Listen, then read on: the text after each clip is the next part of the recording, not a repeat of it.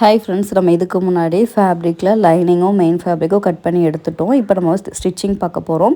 இப்போ இந்த stitching method வந்து ரொம்ப ஈஸியான மெத்தடில் பிகினர்ஸும் தைக்கிற மாதிரி தான் நான் வந்து ரெடி பண்ணியிருக்கேன். இதில் வந்து பார்த்திங்கன்னா நம்ம லைனிங் ஃபேப்ரிக் வந்து ஃபஸ்ட் எடுத்துக்கோங்க. இதை வந்து மெயின் ஃபேப்ரிக்கு மேலே வைங்க. பிகினராக தைக்கிறதுக்கும் அதே மாதிரி ஈஸியாகவும் இருக்கும். அதே மாதிரி நீட் ஃபினிஷிங்லையும் எப்படி பண்ணுறது அப்படின்னு தான் பார்க்குறோம். இதில் வந்து நம்ம பேப்பர் கேன்வாஸ் கொடுத்து பண்ணலாம். இப்போ வந்துட்டு உங்களுக்கு பேப்பர் கேன்வாஸ் கொடுத்து பண்ணணும் அப்படின்னா நீங்கள் நெக்கில் வந்துட்டு நெக்கு வந்துட்டு பேப்பர் கேன்வாஸில் கட் பண்ணுங்கள், லைனிங்கில் கட் பண்ணாதீங்க. பேப்பர் கேன்வாஸில் பண்ணலாம். நம்ம வந்துட்டு ரொம்ப ஈஸியான மெத்தடில் இப்போ இந்த மாதிரி ஃபேப்ரிக்குலாம் வந்துட்டு நம்ம லைனிங் அந்த பேப்பர் கேன்வாஸ் கொடுக்காமையே வந்துட்டு ஸ்டிஃபாக நிற்கும். இப்போ நம்ம ரவுண்ட் நெக் அப்படின்றனால நம்ம வந்துட்டு அப்படியே நம்ம லைனிங் கிளாத்லேயே வச்சு நம்ம தைக்கிறோம். ரவுண்ட் நெக்லாம் போடுறீங்க அப்படின்னா நீங்கள் பேப்பர் கேன்வாஸ் எல்லாமே உங்களுக்கு நீட் ஃபினிஷிங் கிடைக்கும். நீங்கள் அயன் மட்டும் பண்ணிங்கனாலே போதும். இப்போ நான் இந்த மாதிரி ஃபுல்லாக வந்து பின் பண்ணியிருக்கேன். ரைட் சைட் பக்கமாக வச்சு ஃபுல்லாக பின் பண்ணதுக்கப்புறம் கீழே நம்ம 1/2 இன்ச்சு சீமன்ஸ் கொடுத்துருந்தோம்ல, அதுலேயும் ஒரு தையல் போடுங்க. அதே மாதிரி நெக்லைனில் வந்து நம்ம ஒரு 1/4 இன்ச்சு விட்டுருந்தோம், அதுலேயும் வந்து நீங்கள் தையல் போடுங்க. நம்ம 2 பக்கமே தையல் போடுறோம், மேலே கீழே 2 பக்கமே தையல் போடுறோம். மெதுவாக நீங்கள் வந்துட்டு ஃபேப்ரிக்கை டர்ன் பண்ணி ஸ்டிச் பண்ணுங்கள். லைனிங் கிளாத் வந்துட்டு மூவ் ஆகிடக்கூடாது, கரெக்டாக இருக்கணும். நம்ம கொஞ்சம் மூவ் பண்ணிட்டோம் அப்படின்னாலுமே அது வந்துட்டு மாறிடும். அப்படி மாறிடுச்சு அப்படின்னா உங்களுக்கு வந்துட்டு கஷ்டமாயிரும். நீங்கள் உங்களுக்கு கஷ்டமாக இருக்க மாதிரி ஃபீல் பண்ணிங்கன்னா லைனிங் ஃபேப்ரிக் கட் பண்ணுறப்ப அந்த மேல் பக்கம் இருக்குல்ல, அந்த ஷோல்டர் பக்கம் ஒரு 1/2 இன்ச்சு விட்டுட்டு நீங்கள் கட் பண்ணுங்கள். இப்போ நான் வந்து என்ன பண்ணியிருக்கேன், ஃபுல்லாக கட் பண்ணியிருக்கேன் ரவுண்டு. அதில் மேல் பக்கம் மட்டும் ஒரு பாலம் மாதிரி, ஒரு கோடு மாதிரி இருக்கும்ல, அந்த மாதிரி கட் பண்ணிங்கன்னா உங்களுக்கு அது விரியாமல் இருக்கும். பிகினராக இருக்கீங்க அப்படின்னா அந்த மெத்தடை ஃபாலோ பண்ணுங்கள். இப்போ கீழே வந்து நான் நாச்சஸ் கொடுத்துருக்கேன். அதே மாதிரி நம்ம ரவுண்ட் நெக் போட்டிருக்கோம்ல, அங்கே வந்து மெயின் ஃபேப்ரிக்கில் இருக்க ஃபேப்ரிக்கையும் நீங்கள் கட் பண்ணிடுங்க. இப்போ நான் சொன்ன மாதிரி நீங்கள் பிகினராக இருக்கீங்க அப்படின்னா லைனிங் கிளாத் கட் பண்ணுறப்ப ரவுண்ட் நெக் ஃபுல்லாக கட் பண்ணாமல் அந்த ஷோல்டர் ஜாயினிங் இருக்குல்ல, அங்கே வந்து ஒரு 1/2 இன்ச்சு விட்டுட்டு பண்ணுறப்போ உங்களுக்கு வந்து இந்த நெக்கு வந்து விரியாமல் இருக்கும். அப்போ வந்து உங்களுக்கு அந்த நீங்கள் லைனிங் ஃபேப்ரிக் வந்து மெயின் ஃபேப்ரிக்கில் வைக்கிறப்போ உங்களுக்கு விரிஞ்சிரும்ன்ற ப்ராப்ளம் இருக்காது. நீங்கள் அந்த மெத்தடை ஃபாலோ பண்ணுங்கள். இப்போ நான் சென்டரில் இருக்க ஃபேப்ரிக்கை வந்து கட் பண்ணி எடுத்துக்கிறேன். கட் பண்ணி எடுத்ததுக்கப்புறம் ஒரு 1/4 இன்ச்சு மட்டும் விட்டுட்டு கட் பண்ணுங்கள். நாச்சஸ் கொடுங்க. ஃபுல்லாக வந்து நாச்சஸ் கொடுக்குறப்ப கிராஸாக கொடுக்கணும். கிராஸாக கொடுக்குறப்ப அது உங்களுக்கு நல்லா அந்த ரவுண்ட் நெக் வந்து நல்லா விரிஞ்சு கொடுக்கும். இந்த மாதிரி ஃபுல்லாக வந்து கட் பண்ணி எடுத்துக்கிறேன்.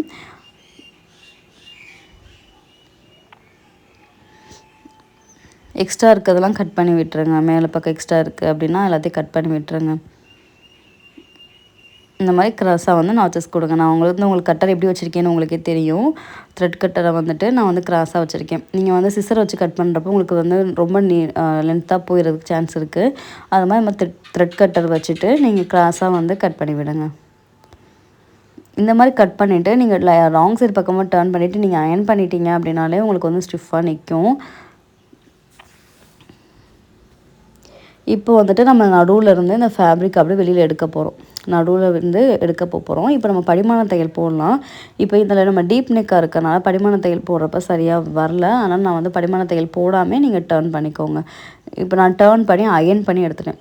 டர்ன் பண்ணிவிட்டு நல்லா அயன் பண்ணிக்கோங்க. அயன் பண்ணுறப்ப நீங்கள் லைனிங் ஃபேப்ரிக் பக்கமாக வச்சு அயன் பண்ணுங்கள். கீழே இருக்க சாரீ ஃபேப்ரிக் வந்து சில நேரம் நீங்கள் வந்துட்டு அதிகமான ஹீட்டில் வச்சிட்டிங்க அப்படின்னா அது வந்து ஒட்டிக்கிறோம். அது வந்து கரெக்டாக அயன் பண்ண நல்லா மெதுவாக பார்த்து பண்ணுங்கள். அப்படி உங்களுக்கு கொஞ்சம் பயமாக இருக்குது அப்படின்னா லைனிங் ஃபேப்ரிக் பக்கம் வச்சு பண்ணிங்கன்னா உங்களுக்கு வந்து கொஞ்சம் ரிஸ்க் கம்மியாக இருக்கும்.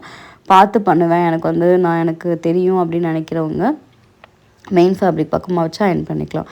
இப்போ நான் அயன் பண்ணதுக்கப்புறம் உங்களுக்கே தெரியும் நெக்கு வந்து எவ்வளோ அழகாக நமக்கு வந்து எங்கேயுமே அன்இவன் வராமல் நீட்டாக வந்திருக்கு. நான் வந்துட்டு ராங் சைட் பக்கமாக இருக்கிறத ரைட் சைட் பக்கமாக நடுவில் கூடி எடுத்து அயன் மட்டும் பண்ணி எடுத்திருக்கேன்.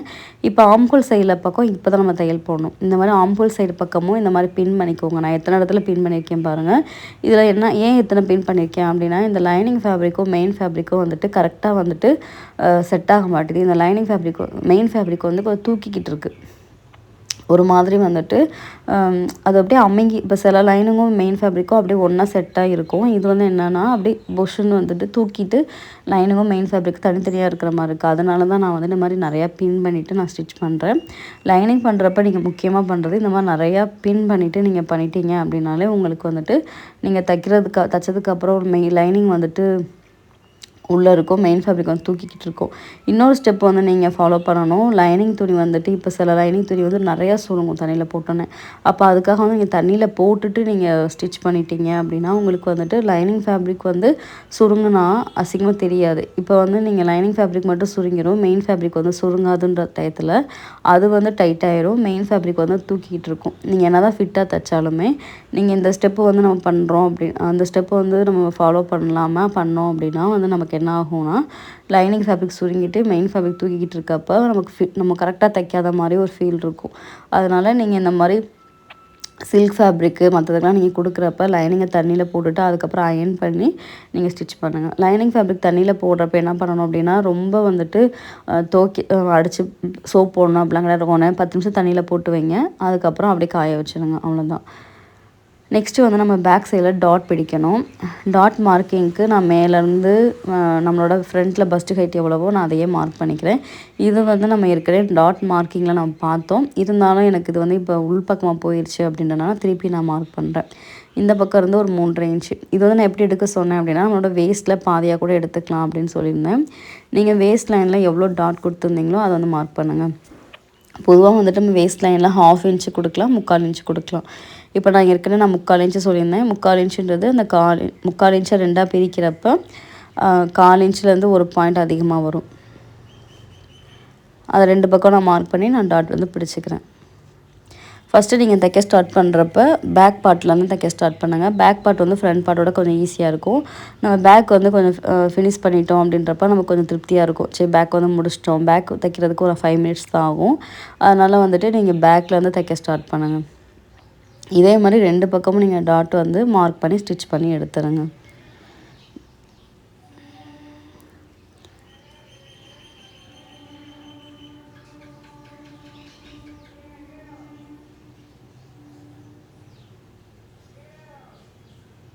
இப்போ நான் இந்த பக்கம் டாட்டும் நான் அதே மாதிரி இந்த சைட்லேயும் மார்க் பண்ணிக்கிறேன். நீங்கள் ஏற்கனவே டாட் வந்து மார்க்கிங் வந்து ஃபேப்ரிக்கில் மார்க் பண்ணியிருந்தீங்க தெரியுது அப்படின்னா அதை அப்படியே ஃபாலோ பண்ணிக்கோங்க. இப்போ நம்ம 2 பக்கம் டாட் பிடிச்சி எடுத்துக்கலாம். ஸ்கேலே யூஸ் பண்ணுங்கள். இப்போ நான் வந்துட்டு உங்களுக்கு அதை மார்க் பண்ணி காமிக்கிறேன். நீங்கள் ஸ்கேல் இப்போ பெர்ஃபெக்டாக பண்ணுறப்ப ஸ்கேல் வச்சு யூஸ் பண்ணி பண்ணுங்கள். டாட் வந்து ஸ்டார்டிங் பாயிண்ட் வந்து பிடிச்சிக்கோங்க. இந்த மாதிரி மார்க் பண்ணிவிட்டு தைக்க ஸ்டார்ட் பண்ணலாம்.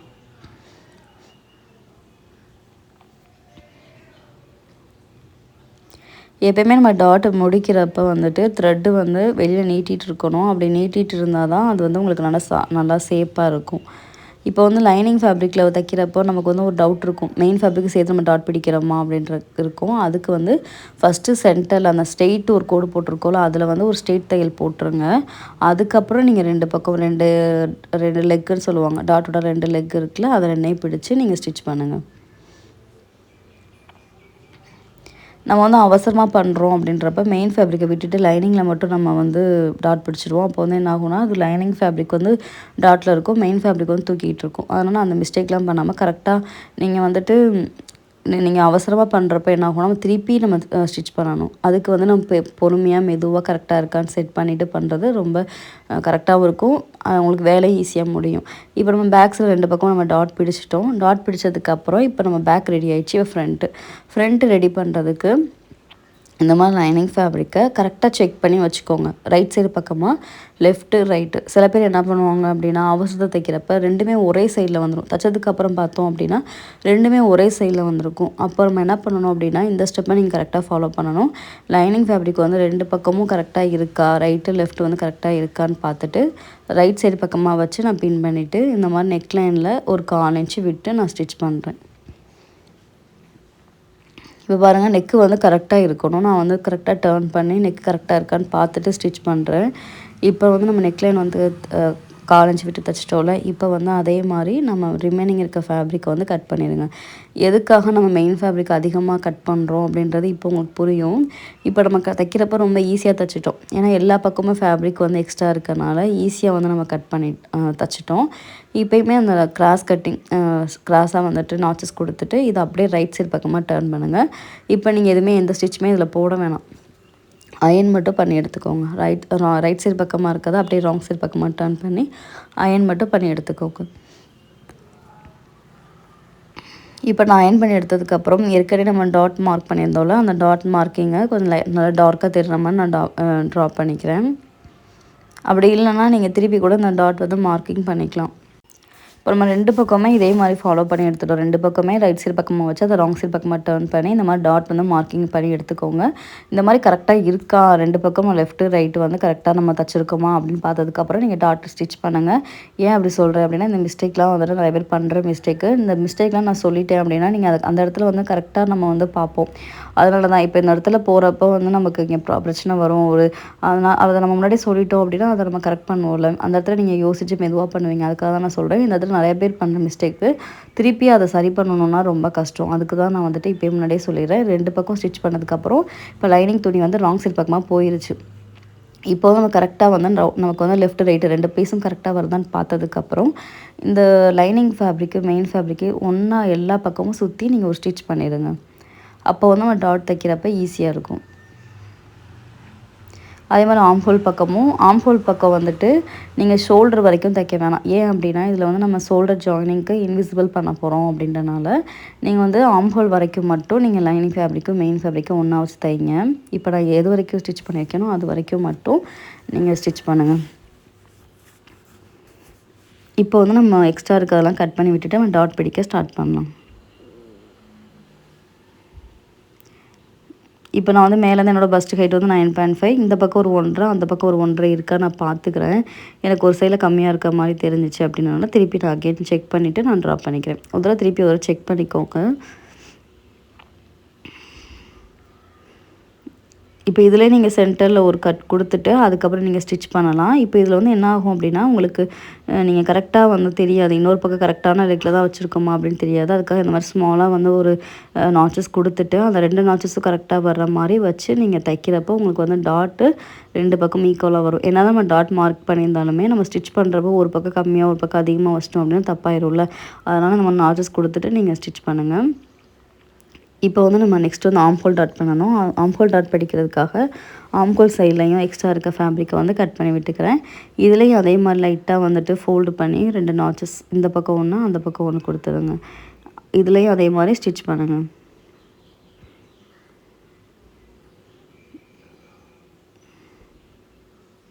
நான் ஏற்கனவே சொன்ன மாதிரி டாட் பிடிக்கிறப்ப லாஸ்ட் வரைக்கும் ஷார்ப்பாக வந்து முடிக்கணும். த்ரெட் வந்து நீட்டிகிட்டு இருக்கணும்.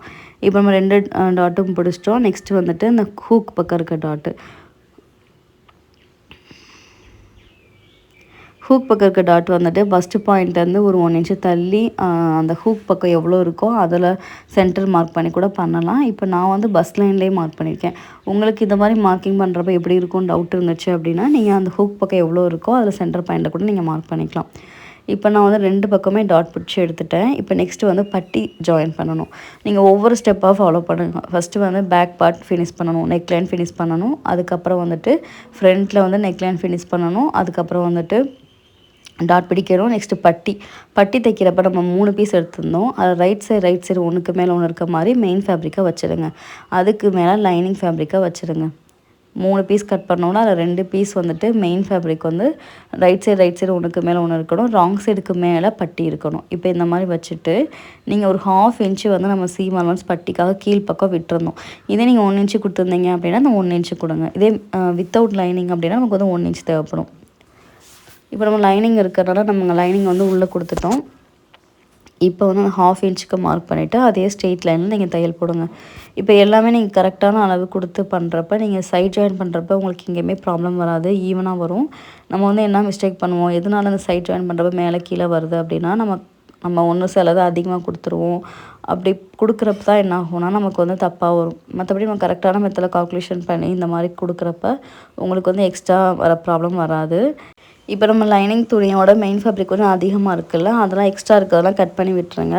கட் பண்ணதுக்கப்புறம் நம்ம இதை எப்படி நம்ம மெயின் ஃபேப்ரிக்கில் அட்டாச் பண்ணுறது, நம்ம ஏற்கனவே டாட் பிடிச்சி வச்சுருந்தோம் அதை எப்படி அட்டாச் பண்ணுறதுன்னு பார்க்கலாம். இப்போ இதுலேயும் நம்ம இன்விசிபிள் தான் பண்ண போகிறோம். இன்விசிபிளில் எப்படி நம்ம பட்டி அட்டாச் பண்ணுறது அப்படின்னு தான் பார்க்க போகிறோம். இப்போ பட்டியில் வந்துட்டு நம்ம ஒரு கீழே வந்து திருப்பிட்டு ஒரு தையல் போட்டு எடுத்துக்கோங்க. இப்போ இந்த தையல் போட்டதுக்கப்புறம் நம்ம வந்துட்டு இதை வந்து நம்ம ஏற்கனவே நம்ம ரெடி பண்ணி வச்சுருந்தோம் ஃப்ரண்ட் பார்ட் அதில் வச்சு தைக்க போகிறோம். இப்போ 3 பீஸ் இருக்கும்ல, அதில் வந்துட்டு அந்த 2 பீஸ் இருக்குது பார்த்திங்கன்னா, அதை எடுத்துக்கோங்க. லைனிங் ஃபேப்ரிக்கும் மெயின் ஃபேப்ரிக் இருக்கிறதுல இந்த மாதிரி கிராஸாக வந்து நான் கட் பண்ணிடுங்க. கட் பண்ணிவிட்டு அதுக்கப்புறம் நம்ம ஸ்டிச் பண்ணலாம். ஏற்கனவே நம்ம கட் பண்ணுறப்ப கட் பண்ணியிருந்தோம். இதனாலுமே இப்போ ஜாயின் பண்ணுறப்ப நமக்கு வந்து அந்த ட்ரையாங்கிள் மாதிரி இருக்கான்னு வந்து செக் பண்ணிக்கோங்க. செக் பண்ணிவிட்டு தைக்க ஸ்டார்ட் பண்ணுங்கள். இப்போ நம்ம வந்து 1/2 இன்ச்சு கொடுத்துருந்தோம் சீம் அலவன்ஸ், அந்த 1/2 இன்ச்சில் வந்து நீங்கள் தையல் போட ஸ்டார்ட் பண்ணுங்கள். கீழே வந்துட்டு நம்ம டாட் வர்ற இடத்துல வந்துட்டு டாட்டை வந்து கொஞ்சம் மேலே தூக்கி விட்டுக்கோங்க. இப்போ இந்த மாதிரி டாட்டை வந்து மடித்து விட்டுட்டு அதுக்கு மேலே நம்ம வராமல் தையல் போடணும். டாட் பிடிச்சிருக்க இடத்துல தையல் வரும், ஆனால் அந்த ட்ரையாங்கிள் மாதிரி இருக்குல்ல, அதை வந்து மேலே தூக்கி விட்டுட்டு நம்ம ஸ்டிச் பண்ணணும்.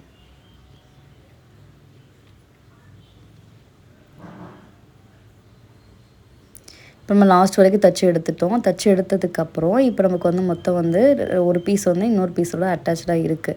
இப்போ என்ன பண்ணுங்கள், அந்த ஃப்ரண்ட் பார்ட் இருக்குல்ல, அதை அப்படியே சுருட்டி கொண்டு வாங்க. கொண்டு வந்துட்டு நம்ம ஏற்கனவே வந்து ஒரு ஃபேப்ரிக் மட்டும் சிங்கிளாக இருக்குல்ல, அதை வந்துட்டு நம்ம ஏற்கனவே ஸ்டிச் பண்ண இடம் இருக்குது பார்த்திங்களா, அந்த இடத்துல வந்துட்டு வைங்க.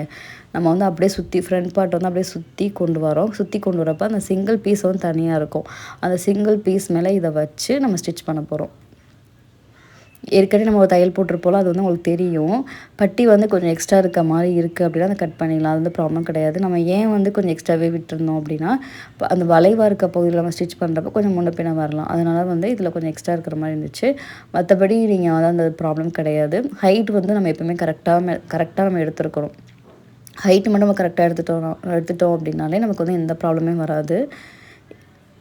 இப்போ நம்ம ஃபுல்லாக வந்துட்டு ஸ்டிச் பண்ணி எடுத்துடலாம்.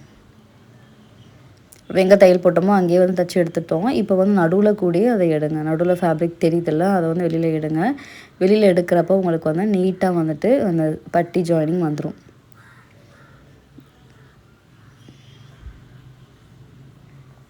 இப்போ நல்லா எடுத்து விட்டுட்டு நீங்கள் பார்க்குறப்போ உங்களுக்கு வந்து நீட் ஃபினிஷிங் கிடைக்கும். இப்போ நான் 2 பக்கமே இதே மாதிரி ஸ்டிச் பண்ணி எடுத்துட்டேன். உங்களுக்கு பார்க்குறப்ப தெரியும், நீட்டாக இருக்கும்.